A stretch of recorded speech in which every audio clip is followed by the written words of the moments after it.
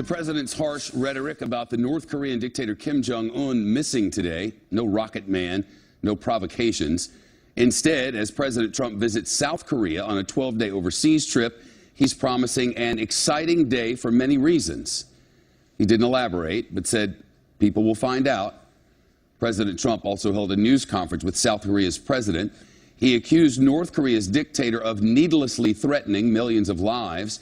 But in a major shift in tone, he also said the decades-long nuclear standoff will all work out. And he invited the regime to make a deal. I really believe that it makes sense for North Korea to come to the table and to make a deal that's good for the people of North Korea and the people of the world. I do see a certain movement, yes, but let's see what happens. Just last month, President Trump said that the Secretary of State Rex Tillerson was wasting his time trying to negotiate with the North Koreans. The president has also repeatedly called the dictator Kim Jong-un a little rocket man and said the U.S. could totally destroy North Korea. Listen to what the president said just back in August. North Korea best not make any more threats to the United States. They will be met with fire and fury like the world has never seen. Now the president says we're making a lot of progress with North Korea, and we hope to God we never have to use military force. The Chief White House correspondent John Roberts traveling with the president in Seoul tonight. John? And, Shep, we don't know what this exciting announcement that the president has in store for us today. There's been some speculation.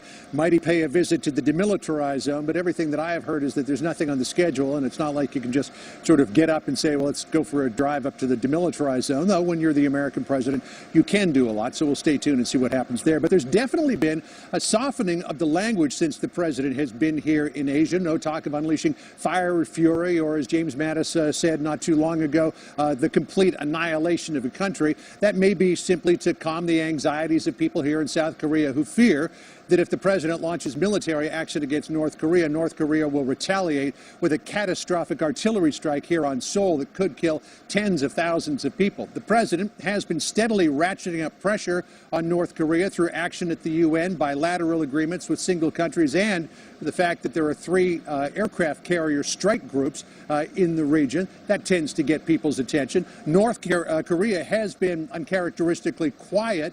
The fact that they haven't had a missile test since September the 15th, the fact that they have not had a nuclear test since September the 3rd, it had the president sounding positively optimistic in a press conference with South Korean President Moon Jae-in earlier today. Listen here. With that, yes, I think we're making a lot of progress. I think we're showing great strength. I think they understand we have unparalleled strength. There has never been strength like it. I believe it makes sense for North Korea to do the right thing, not only for North Korea, but for humanity all over the world. Still, the president reminded Kim Jong-un that should he continue to behave badly and should he acquire a nuclear weapon that can hit the United States will unleash the full fury of the U.S. military on North Korea. The president speaking to the National Assembly here in Seoul today, Shep, before he heads to China, and that speech, we're told, will center around the threat from North Korea. So he'll be speaking to the entire country today, which is a very significant thing. Shep? And what happens after that, John, on this trip? After that speech, he does head to Beijing. That's probably the most important part of the trip as well, because China really is the linchpin here and trying to get North Korea to give up its nuclear program. The president says that he's been talking with Xi Jinping, the president of China, for months now about doing more on North Korea. So the president will make that plea in person in China. Today, though, really is kind of just a get-to-know-you affair in Beijing. When the president touches down, he'll have tea with the president and his wife. They're going to go to the opera, and then they'll have dinner together. It'll be tomorrow, Asia time, that those tough talks will be taking place. The president really hoping to make some progress, and as he said earlier today in Seoul, he's beginning to see some that he wouldn't characterize exactly what it was that he saw. John Roberts live just before sunrise on a Wednesday morning in Seoul. Thank you. More ahead on North Korea. My next guest says the dictatorship might have to take up President Trump on his offer to negotiate because sanctions from Washington, in his estimation, seem to be working. And later tonight, President Trump set to give a speech on the North Korean threat. Live coverage from the Korean Peninsula begins on Special Report. Brett Baer live from the DMZ. Tonight, 6 Eastern, 5 Central. I'm Brett Baer, about 20 yards from North Korea here in the DMZ. The sound you hear? That's actually Korean pop music being blasted into North Korea to overcome the North Korean propaganda that's being blasted this way. The sound back and forth, it's a lot different than the artillery pieces that are in those mountains aimed at Seoul. The tension here is high in the Korean Peninsula. Tonight at 6 p.m. Eastern, we'll take you to the DMZ on Special Report.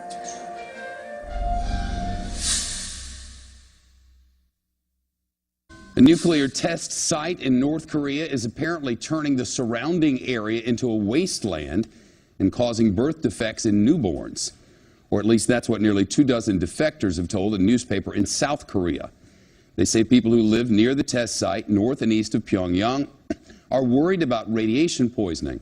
One person who escaped North Korea said the regime evacuates only soldiers and their families before blowing up nuclear devices, leaving the rest of the people to fend for themselves. Separately, Japanese media have reported that 200 workers died when tunnels collapsed during underground construction at that same test site. North Korean officials call all of that misinformation. More now on the president's trip to Seoul and his offer to make a deal with North Korea. Gordon Chang is here, foreign affairs columnist, or I should say journalist, and author of Nuclear Showdown, North Korea Takes on the World. A whole new tone today, Gordon, from the president. Yeah, a much more confident one. And I think that's because President Trump certainly has been coached about all this. He had a great trip in Tokyo, so that gives him a lot of momentum in Seoul. I'm sure he had pretty difficult conversations with the South Korean leader, President Moon Jae-in, but nonetheless, those seem to They were behind the scenes, according to people, but they were very pleasant and cordial publicly. In public. And that really is important because I think that the Chinese are going to take their cue about how to treat Trump from what happens in Seoul. You know, there's been a lot of difficulties right now. The Chinese are going to take their cue from Seoul about how to treat the American president. Yes, well, last Tuesday, there was this joint statement from the South Korean and the Chinese ministries, basically to put a big dispute behind them with that missile defense that was being placed in South Korea. Reportedly, Moon Jae-in has given the Chinese secret assurances, and he very well may not have given any consultation with the U.S. before giving those assurances on missile defense. Those assurances are essentially that South Korea will not allow any more missile defense in South Korea. And of course, that puts our forces at risk because we can't use our full capabilities to protect our 28,500 troops on the peninsula or our forces in the region. So this is a real confrontation between Trump and Moon Jae-in, but apparently they've smoothed it over. Is there a way to separate what we hear from what we actually see happening? Do you have a sense as a journalist yet whether our efforts with North Korea are working? Yeah, I think that they are. I mean, there are these unconfirmed reports that junior officials in Pyongyang, who are part of the favored class, are not getting their rations from the public distribution system. They're unconfirmed, but nonetheless, they are consistent with something else that we know, and that the Trump administration has been pretty successful going around the world stopping flows of money to North Korea. Now, there's a lot more that has to be done, especially with China and Russia, but nonetheless, these initial efforts are working. And, you know, if you look at the September 21 executive order from President Trump, which basically said, you do business with North Korea, you don't do business with the United States, I'm sure the Chinese are pretty worried about this, and so are the North Koreans. There was a time when, not very long ago, when you said from this same desk that you were concerned that the North Koreans might test something or provoke in some way during this trip. Has that fear subsided? Well, they haven't up to now. They haven't, no. This is the most sensitive time when he's in Seoul. Now, there have been these reports that there's increased activity at Punggye-ri, that site you referred to, where they detonate all their nukes. And also, there have been reports that the North Koreans have been moving missiles around the last 3 or 4 days. Now, they could be a head fake, both of those. But nonetheless, you know, and they're putting themselves in a position where if they feel that it's advantageous for them to do something provocative, they have the capability to do it. So we'll sort of see how this plays out. But if there is going to be a provocation, the next hours are going to be, I think, the most probable. And if we get through that, then we're probably okay for a little while. We'll see. Gordon Chang, thanks so much. It's nice to talk to you. Thanks, Shep. The former Trump campaign foreign policy advisor Carter Page has said a trip to Moscow had nothing to do with the campaign. But a House committee has just revealed an email that undercuts his story. And his testimony, hours and hours of testimony, 270-some pages of testimony, directly contradicts what Attorney General Jeff Sessions told lawmakers under oath. Now Sessions is set to go back to Capitol Hill. Also, word that Senator Rand Paul could be back in the Capitol next week after what we are led to believe was a brutal assault at his home. Now our own Judge Andrew Napolitano calls the case a head-scratcher and says he suspects there is more than meets the eye. In other words, you can smell it, but you can't see it. Not yet.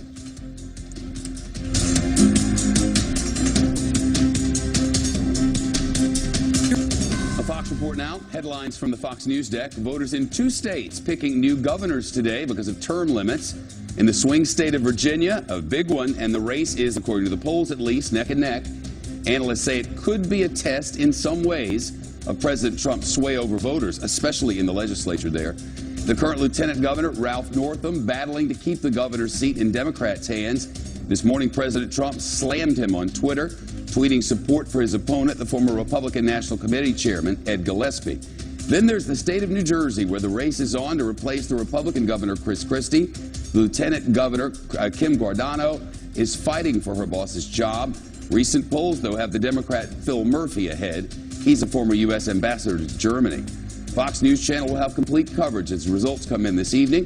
Polls close 7 Eastern in Virginia, 8 Eastern in New Jersey, and the news continues on Fox News Channel right after this. Investigation now. The Attorney General Jeff Sessions set to testify next week in front of the House Judiciary Committee. That as questions continue over his past testimony about contacts between Russian officials and members of the Trump campaign, including the former foreign policy advisor Carter Page. According to a newly released transcript from his own testimony with the House Intelligence Committee, Carter Page says he spoke to a high-level Russian official during his visit to Moscow last year. Carter Page says he told Sessions about that trip and contradicts what the Attorney General told lawmakers. Attorney General Sessions says he did not know whether Page had been to Russia. More on Sessions and his connection in just a moment. First, during rambling and often contradictory testimony that clearly left committee members of both parties frustrated, Carter Page said he just said hello to the Russian deputy prime minister and, quote, it was a very brief interaction. It was some nice pleasantries. I cannot recall the precise words I said, but it was sort of best wishes, and, you know, that's about it.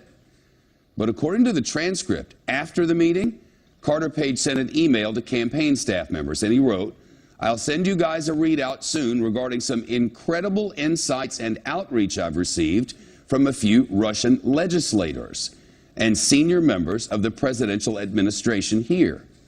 Now, in the past, Carter Page has denied that he met with Russian government officials at all, and he still insists the trip was completely unrelated to the campaign. Yet the Russians paid for the trip, and the Russians paid for his hotel. He didn't remember if there was any stipend or anything like that. As for the insights he mentioned in the email, he says that's a reference to things he learned from media reports, not from those meetings that he first denied having. The chief intelligence correspondent, Catherine Herridge, is live. And Catherine, this is quite a thing here.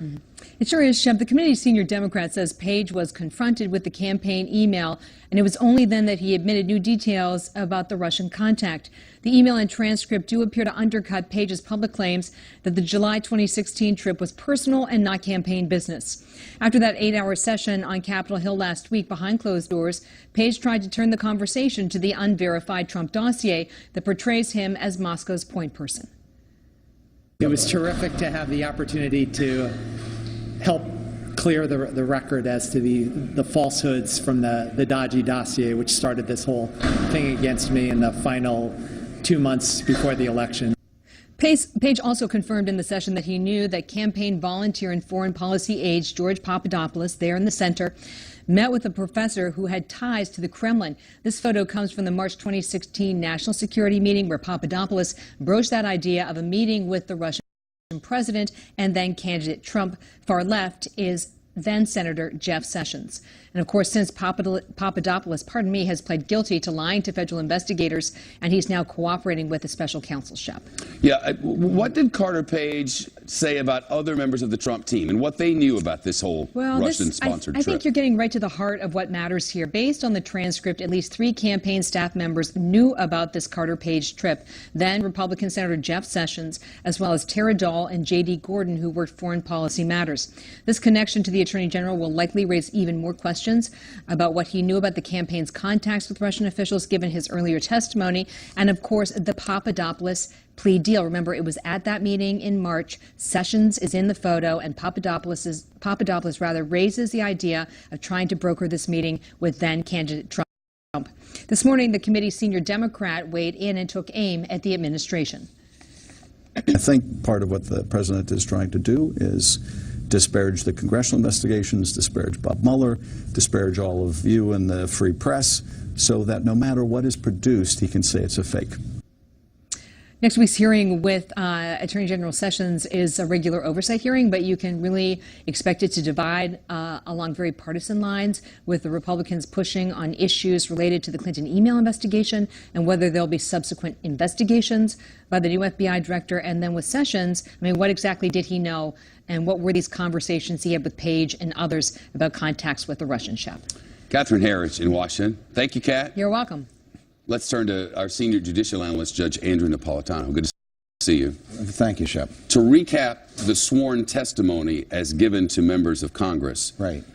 Carter Page, who said he didn't go meet with any Russians, now admits the Russians paid for his trip. He had Delta frequent flyer miles, so he was able to upgrade to economy comfort one way, so there's that.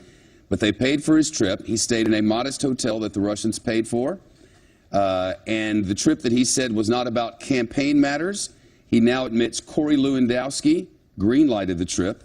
He also told the Trump campaign spokeswoman, Hope Hicks. He also told advisors J.D. Gordon and Tara Dahl. And oh, by the way, the senator at the time, Jeff Sessions, he told him on Thursday night that he was leaving on Sunday.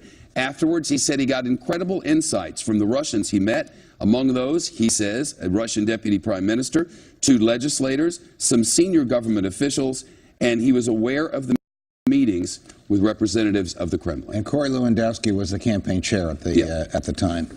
So why would Bob Mueller, the independent counsel, allow this person who seems to be central to so much information about the who, what, where, when of contacts between the campaign and the Russians speak freely but under oath and in secret to the committee?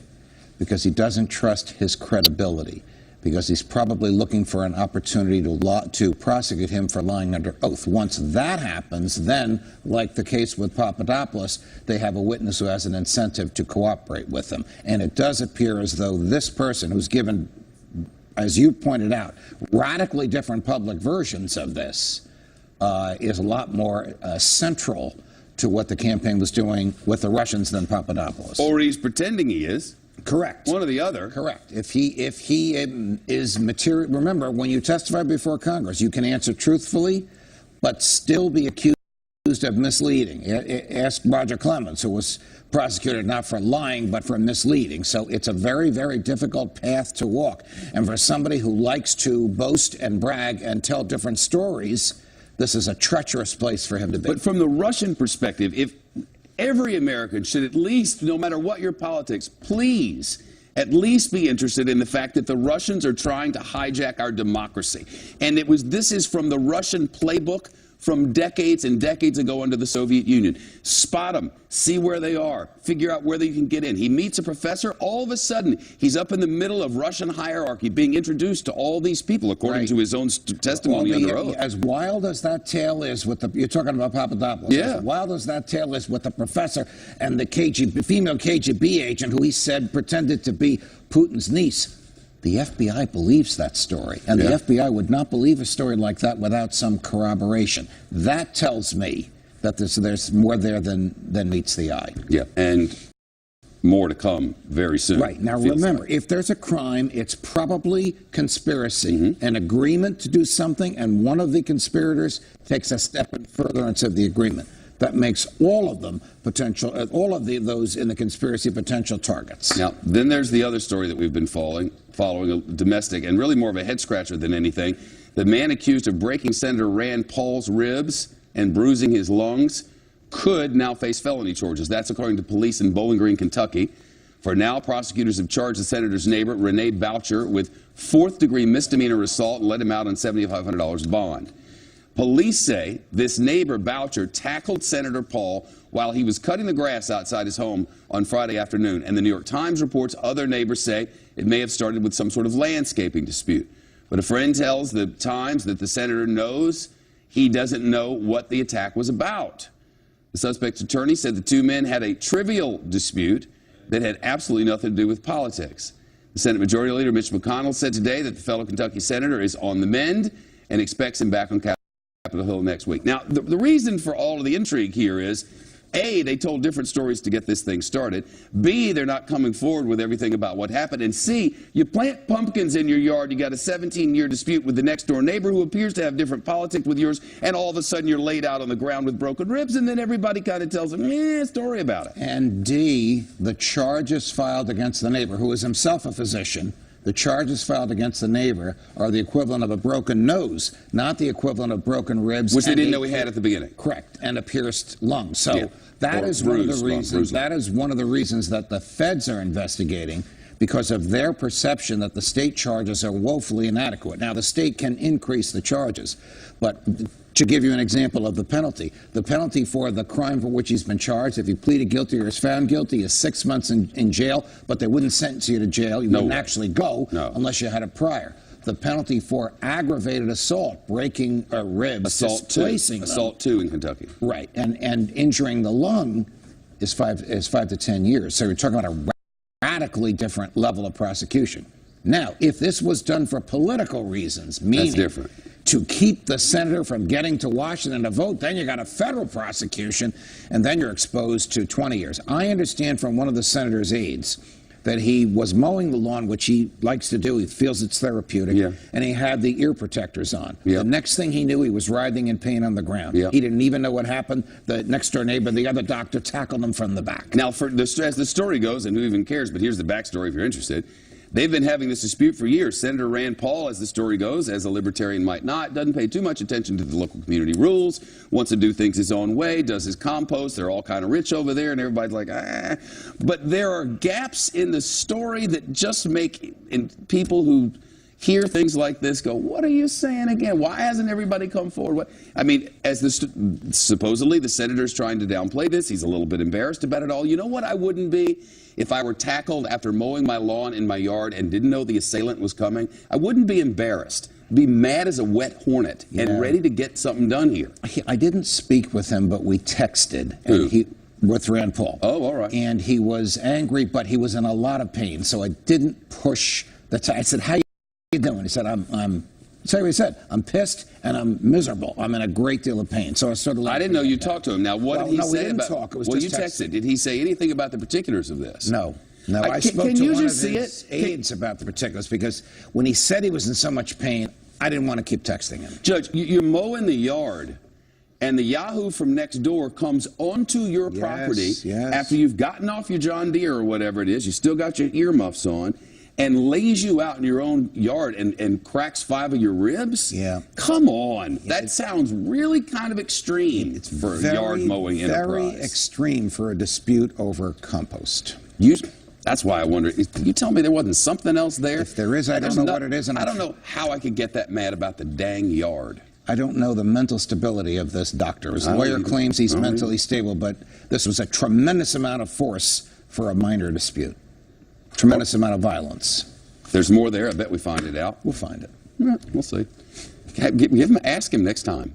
All right. Ask him what they put him on. Well, he was having trouble breathing. I didn't want to keep him on the I get it. Answering. America got questions. Yeah. Thank you, Judge. You're welcome, Shep. House Republicans working on their plan again today, still trying to get some of their own members on board regarding taxes, I guess. Now a think tank that analyzed the bill reports it made a mistake. Did you hear about this? They're redoing the report. And at issue is exactly how is this going to affect middle-class people? Because they say this is a tax break for middle-class people. That's what the president keeps saying, that You know, the rich are going to pay their fair share. This is a tax break for middle-class people that will spur the economy. We're about to get another report on this thing, one that politicians have pretty roundly said, yeah, their reports are usually pretty good. But after you make a mistake the first time and have to put it out again, you know this is going to be a political football, like everything. Hang on. Who needs emergency funds on an unprecedented scale, or Hurricane Maria recovery efforts will fail. That's what the U.S. official in charge of overseeing Puerto Rico's finances told Congress. He says the United States territory needs the money to restore housing, water, and especially the electric grid. That's where it all begins. The Power Authority in Puerto Rico reports nearly 60% of the island is still without electricity. The longest blackout in American history by a long shot. This after Hurricane Maria hit in September. Officials there have said that the storm caused as much as $95 billion in damage. Lawmakers have so far approved about $5 billion in aid. Republican lawmakers working on getting more support for their tax plan. A live look up on Capitol Hill where somebody's pointing. Mr. Pascrell is. And a House committee has been debating changes to the GOP tax bill for a second straight day. We told you changes would come because they are coming.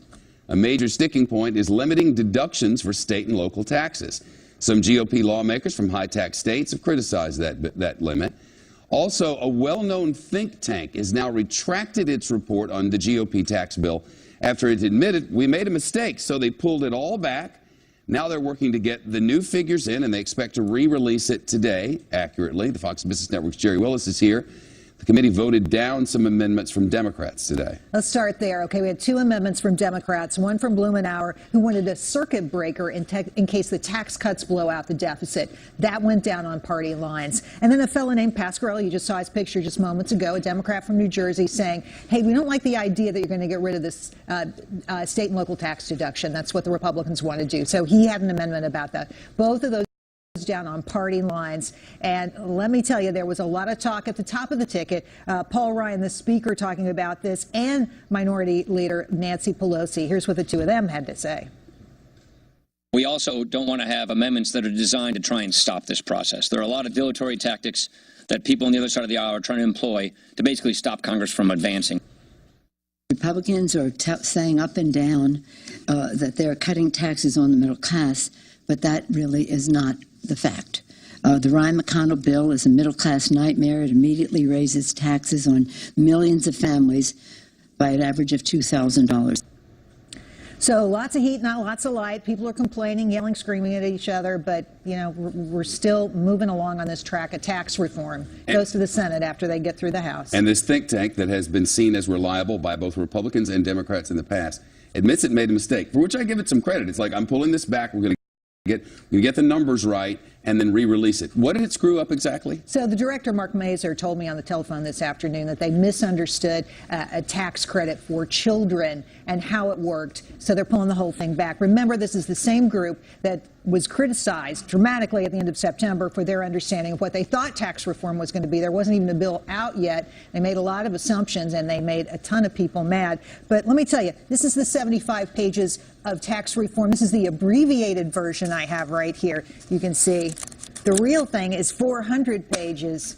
It's a lot. One thing we know is it's a lot. That Republicans have for a very long time, and Republicans at home know this, they've talked about fiscal responsibility and how we don't need to add to the debt to give it to our children. They've been screaming about it forever as those Democrats over there kept spending all their money, and to use their parlance. Now they're in power, and they're about to add $1 trillion plus to the deficit over the next 10 years. It's astounding, American politics. Both sides do it. They both yell at each other and act like hypocrites all the way to the bank. It's crazy. Yeah, Republicans, lots of tax breaks out there for some people. Some people will see their taxes go up. But I have to tell you, at the end of the day, who can figure out what the ultimate end of this act will be? Figuring it out is very tough. I bet it is. And probably by design. That's usually how politicians roll, isn't it? Yes, it is. All of them. The blue ones and the red ones. They're pink and green ones. I hear the music. They want us to stop. It's the orchestra. They get paid overtime. We'll be right back. That iPhone 10 yet? It's the most expensive iPhone ever. And it's reportedly also the most breakable. That's according to the company Square Trade, which provides protection plans for smartphones. It reports its team drop tests these phones to see how much damage that they can take. The iPhone 10, Square Trade reports, screen shattered after falling 6 feet the first time. Apple execs say they designed their iPhones to be durable, but not indestructible. Got to get the eye care right. If your smartphone doesn't break when you drop it, it could cause a whole lot of trouble. According to several reports out of India, a woman unlocked her husband's phone using his finger while he was sleeping. And she found something that suggested he was cheating on her. Happened on a flight from Doha in Qatar to Bali in Indonesia. Security officials say the woman caused a bit of a scene at the time. The pilot had to divert the flight and land in India instead. No word on the husband. An Uber driver's surveillance camera caught a passenger stealing his tips.